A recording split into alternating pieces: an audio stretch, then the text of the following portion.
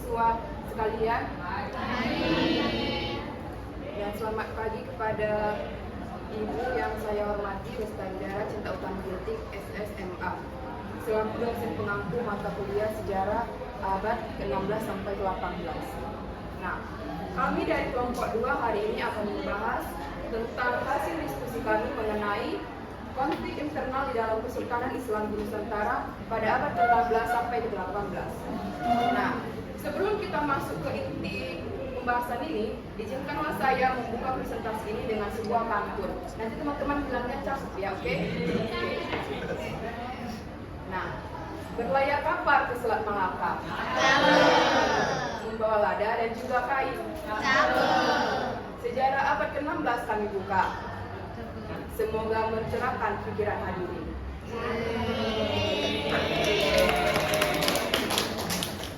Saya Margaret yang akan bertugas sebagai moderator sekaligus pemateri yang pertama. Dan ini rekan-rekan saya. Saya Arifin Chandra dengan NIM 25070607 sebagai pemateri kelima. Saya Andrew Bagastra dengan NIM 2507060773 sebagai pemateri kedua. Saya Sultan Habib dengan NIM 25070603 sebagai pemateri pertama. Saya Zahra sebagai public buat pemateri yang keempat.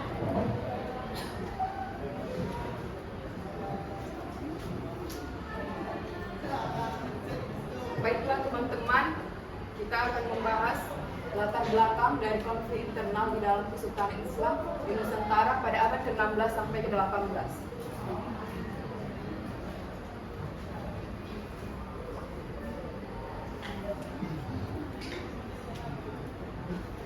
Nah, pada materi pertama ini, abad ke-16 hingga ke-18 merupakan masa kejayaan bagi kesultanan-kesultanan Islam pada era itu. Nah, pada periode ini seringkali muncul tantangan besar berupa konflik internal. Nah, di mana kayak contoh perumpamannya itu semakin tinggi pohon, maka semakin kencang juga angin yang akan menerjangnya. Nah, perselisihan ini kerap diperparah oleh campur tangan VOC yang sangat cerdik. Mereka memanfaatkan celah konflik keluarga kerajaan sebagai titik celah mereka supaya mereka bisa masuk ke dalam suatu kerajaan itu. Perumpamaannya seperti kayak saya lah kan, saya ini adalah ratu di suatu kerajaan. Saya ini berperan sebagai kakak dan si Anjara adalah adik saya. Dia tidak memiliki peran tidak memiliki peran ratu. Lalu VOC itu membisikkan kepadanya, mau nggak kau jadi apa? Jadi ratu. Itu kan. Nah, masa semua orang nggak tertarik? Pasti semua orang tertarik lah kan. Dan si Anjara ini tertarik lah. Dia berkompromi kepada si VOC ini. Dia bilang kayak gini, bagaimana caranya supaya aku bisa menjadi ratu di kerajaan kakakku, katanya gitu kan. Nah, mereka bekerja sama. Namun si VOC ini memiliki satu persyaratan. Gimana kalau misalnya si Ajara ini udah naik pangkatnya, dia harus mengasih imbalan kepada si VOC ini. Next slide itu. Nah, adapun tujuan dari presentasi kami kali ini yaitu adalah menjelaskan apa penyebab konflik dalam kesultanan itu, mengapa itu bisa terbentuk, dan yang kedua adalah mengidentifikasi pola intervensi VOC dalam konflik. Yang ketiga, menguraikan bagaimana konflik itu terjadi, dan yang keempat adalah mendeskripsikan dampak yang dihasilkan dari konflik internal tersebut. Nah, materi yang akan disampaikan berikutnya adalah rekan saya Sita. Saya persilakan Mbak Sita.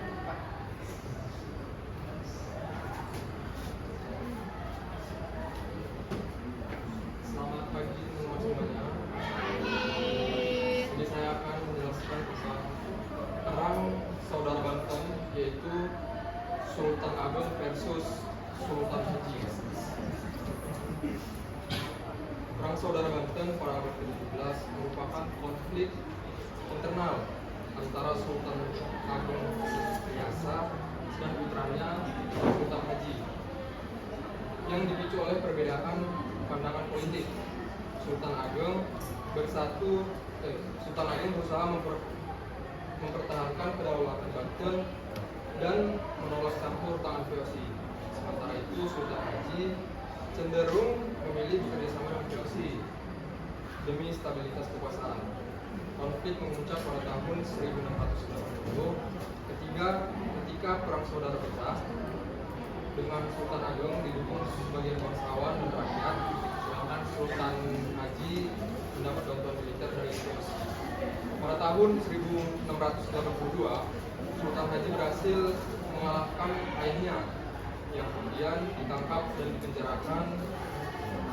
Kemenangan ini membuat Sultan Haji naik tahta, tetapi sekaligus memperkuat pengaruh VOC di Banten. Akibatnya, kedaulatan politik dan ekonomi Kesultanan Banten semakin lemah dan menjadi awal dominasi VOC di wilayah tersebut. Sekian materi yang dapat saya sampaikan. Saya kembalikan ke Pak. Terima kasih kepada Sultan karena telah memaparkan materinya. Nah, berikutnya kita akan melihat bagaimana konflik terjadi di wilayah lain. Materi konflik ini akan dipaparkan oleh Ajahra. Waktu dan tempat saya persilakan. Terima kasih untuk moderator atas waktunya.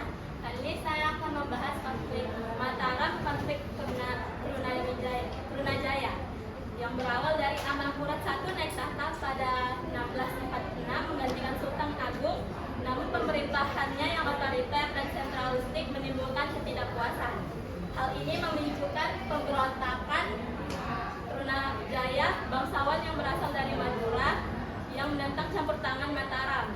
Dengan dukungan pasukan Madura dan Makassar, Trunajaya berhasil merebut wilayah penting dan melemahkan Mataram hingga Amangkurat I melarikan diri dan wafat pada 1677.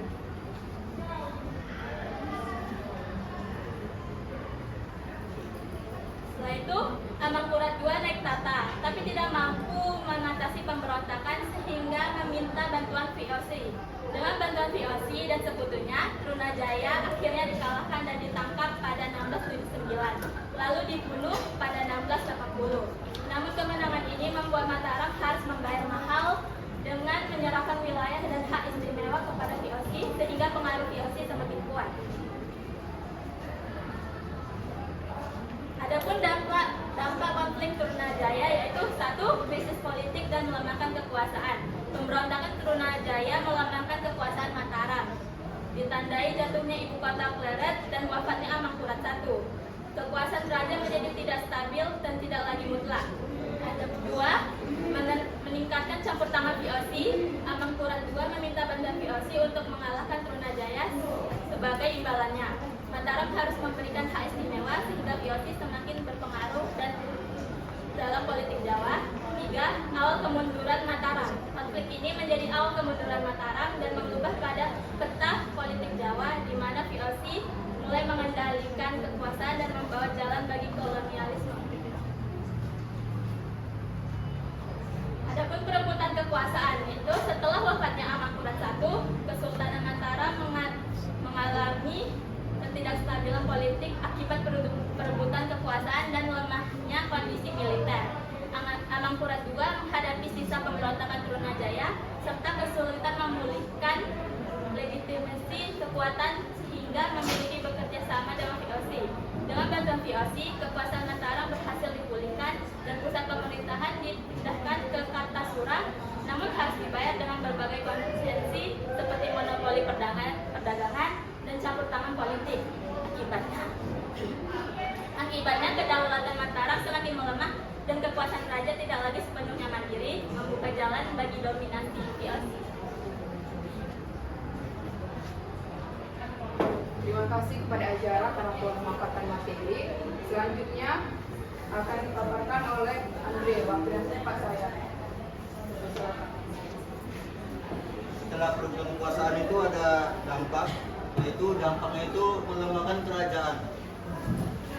Konflik internal di Kesultanan Mataram itu menyebabkan melemahnya kekuasaan politik, militer, dan ekonomi kerajaan. Ini tuh menjadi efek domino karena konflik internal ini.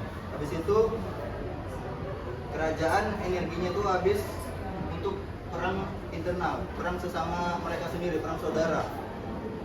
Lalu yang kedua itu karena kondisinya lagi lemah, Mataram jadi bergantung sama VOC.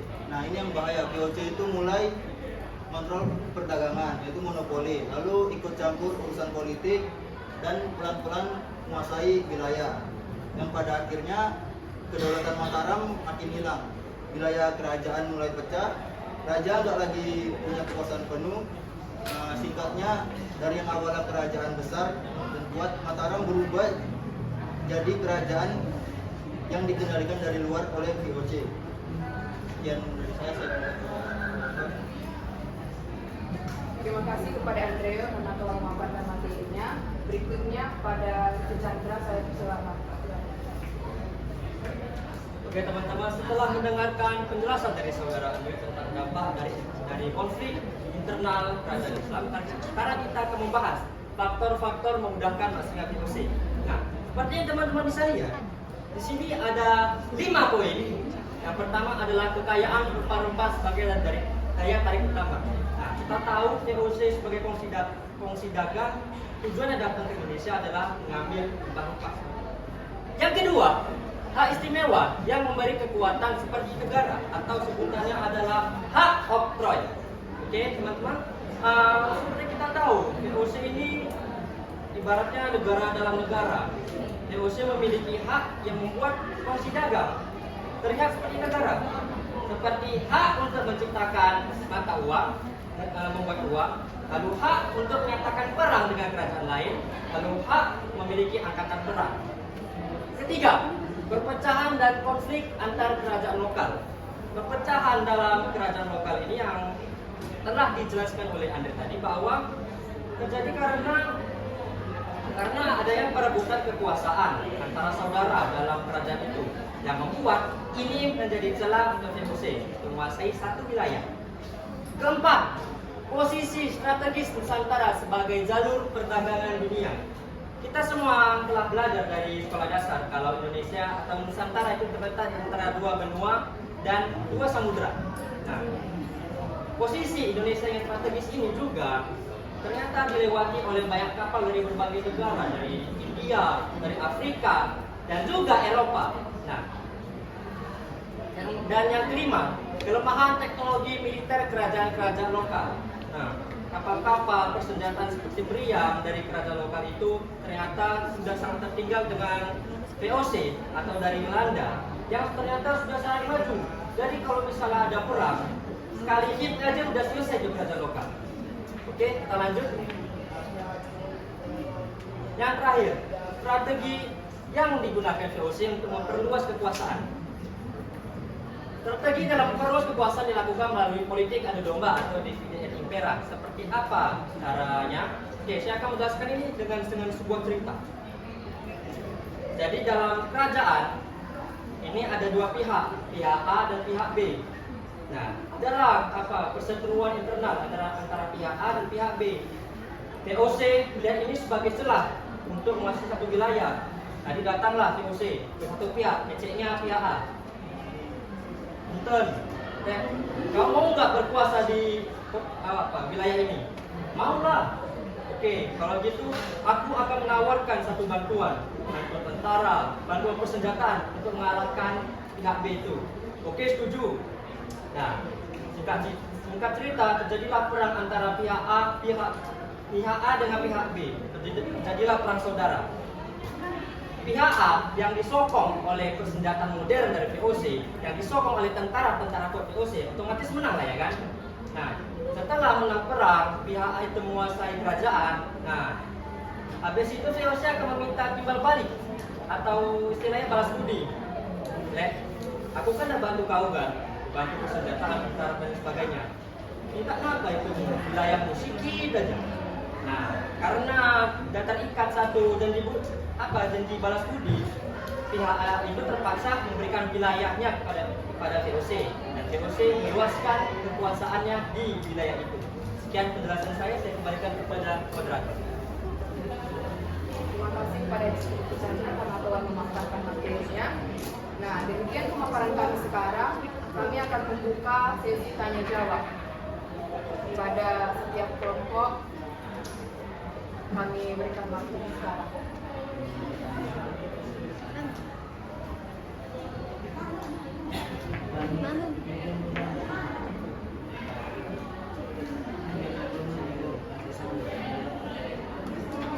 Coba ulangi lagi.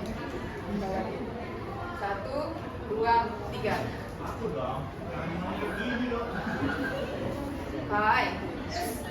Kai, Jason, Nia, Bartu, Pasion, baru aja. Siapa duluan? Kepada Raja Nisa, boleh berikan pertanyaan.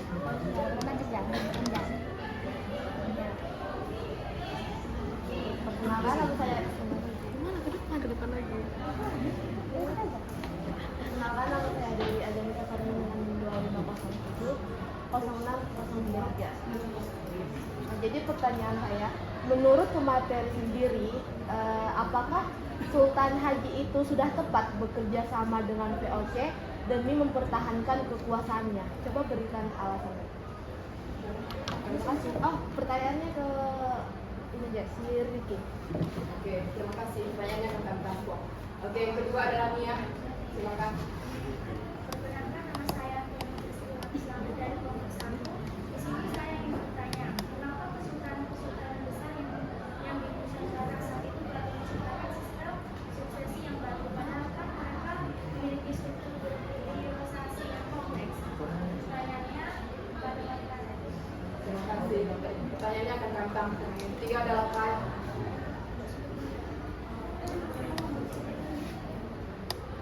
Perkenalkan, nama saya Katina Sabda Faridan dari 2507. Pertanyaannya, penerapan pajak tinggi disebut sebagai strategi utama dalam sistem ekonomi kolonial. Apakah tujuan utama pajak ini murni untuk pendapatan ekonomi atau ada unsur kontrol politik untuk mengembangkan keuangan rakyat? Pertanyaannya untuk Sultan. Pertanyaannya akan tentang selanjutnya adalah Jason. Perkenalkan, nama saya Jason Pengisar dari kelompok 5. Pertanyaan ini, sejauh mana konflik antara Sultan Agung Tirtayasa dan Sultan Haji murni merupakan perebutan kekuasaan, dan sejauh mana pengaruh Islam Puritan yang dianut Sultan Haji ketika pengaruh VOC bertentangan dengan pendekatan Islam sinkretis tradisional Sultan Agung dalam mengelola hegemoni Banten. Pertanyaan ini menjadi Andre. Terima kasih. Berikutnya pertanyaannya pada Pasion. Perkenalkan, saya Wasil Iswaru. Saya ingin bertanya, sebutkan dampak jangka panjang dari fenomena politik dan ekonomi setelah diminta Haji Naik. Baik, pertanyaannya akan kami tampung. Sebelumnya berikan kami waktu 5 menit untuk menjawabnya. Kami akan alihkan kepada udara dan tempat saya silakan. Baik, kami akan menjawab satu persatu pertanyaan dari kuliah. Nah, saya akan menjawab terlebih dahulu pertanyaan dari Nia. Mengapa kesultanan besar di Nusantara saat itu gagal menciptakan sistem suksesi yang baku padahal mereka memiliki struktur birokrasi yang kompleks? Nah, seperti siapa yang kuat yang menang. Kekuasaan ini dianggap sebagai bisikan gaib atau wahyu. Akibatnya setiap pangeran merasa punya hak bahwa dia itu bisa menjadi raja. Yang kedua, anak buah yang tidak setia pada negara. Pada pejabat daerah biasanya setia pada pribadi rajanya. Namun ketika rajanya itu udah wafat atau udah meninggal, kesetiaan mereka itu sudah runtuh. Yang ketiga, terlalu banyak musuh sehingga sering terjadi bahwa raja ini sering menikah dengan putri dari berbagai daerah untuk politik. Muncullah banyak faksi keluarga.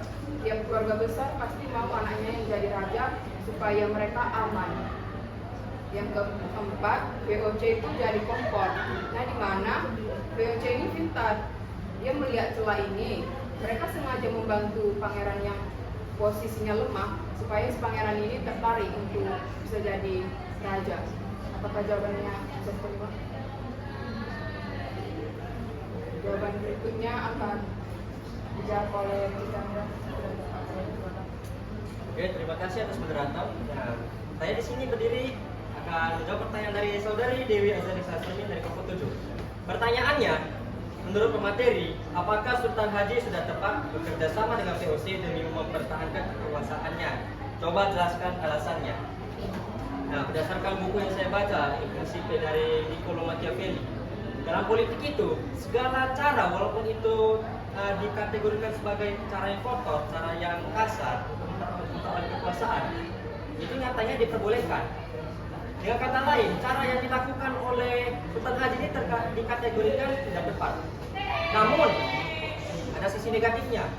Walaupun dia mengamankan kekuasaan, tapi dia itu seperti boneka yang dikendalikan dari atas. Dia berkuasa nih, di Banten. Tapi ada bonekanya, tapi dia seperti boneka yang dikendalikan oleh Belanda. Jadi, Sultan Haji itu harus menuruti keinginan Belanda.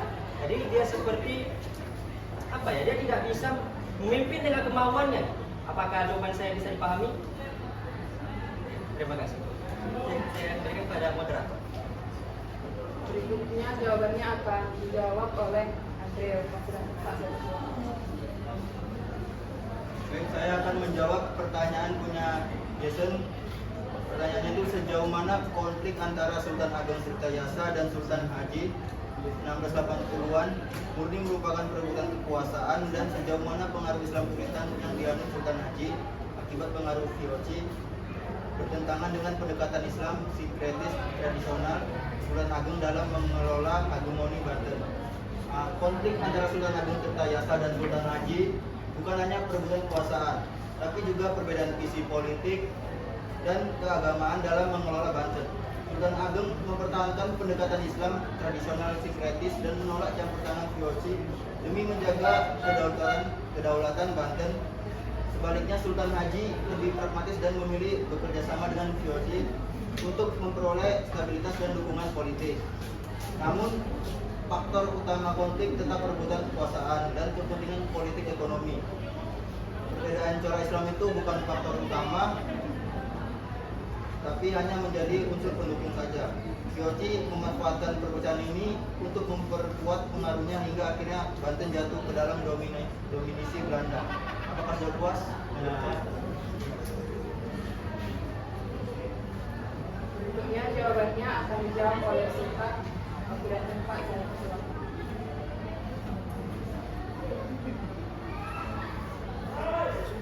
Saya menjawab pertanyaan dari Kai. Pertanyaannya, penerapan pajak tinggi disebut sebagai strategi utama dalam sistem ekonomi kolonial.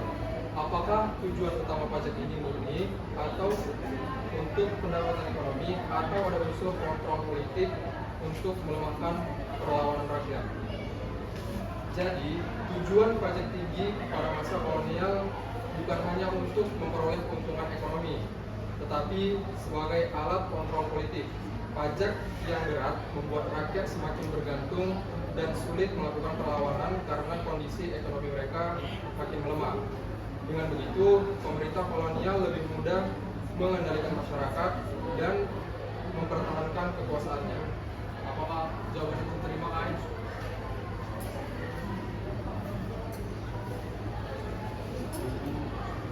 Berikutnya jawabannya akan dijawab oleh Ajara. Waktu dan tempat saya persilakan.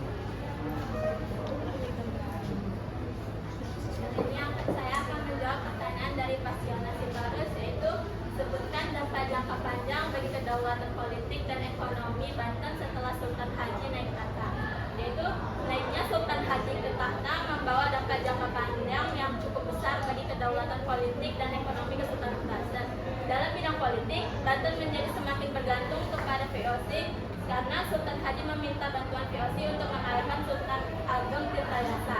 Akibatnya, VOC ikut campur dalam urusan pemerintahan Banten dan kekuasaan Sultan menjadi lebih lemah.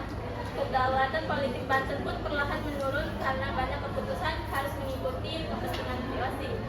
Dalam bidang ekonomi, perdagangan Banten juga mengalami kemunduran. Sebelumnya, Banten dikenal sebagai pelabuhan dagang yang ramai dan bebas. Namun setelah VOC memperoleh pengaruh besar, perdagangan diatur dan dimonopoli oleh VOC sehingga pedagang lain menjadi berkurang. Pendapatan kerajaan menurun dan perekonomian Banten tidak lagi berkembang seperti sebelumnya. Dampak Banten kehilangan kekuasaan sebagai kerajaan besar di Nusantara dan semakin mudah dikuasai oleh VOC.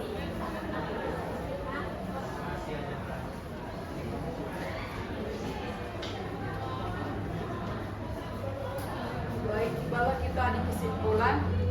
Nah, seperti yang saya bilang tadi di latar belakang, Kesultanan Islami di Nusantara itu pada abad ke-16 sampai ke-18 memang mengalami banyak konflik internal, terutama karena tidak jelasnya sistem suatu tahta.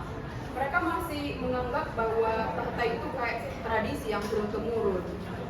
Nah, akibatnya kesultanan besar seperti Banten dan Mataram mengalami perpecahan dan kehilangan kedaulatan. Sebagai penutup dari saya, silakan izinkanlah saya memberikan pantun. Nanti teman-teman bilang cakep ya. Pohon jati tumbuh di hutan. Kayunya kuat jadi sandaran. Ambil hikmah dari kesultanan. Jaga persatuan dari jadi pusat pelajaran. Saya perwakilan dari kelompok 2, kami pamit undur diri. Terima kasih.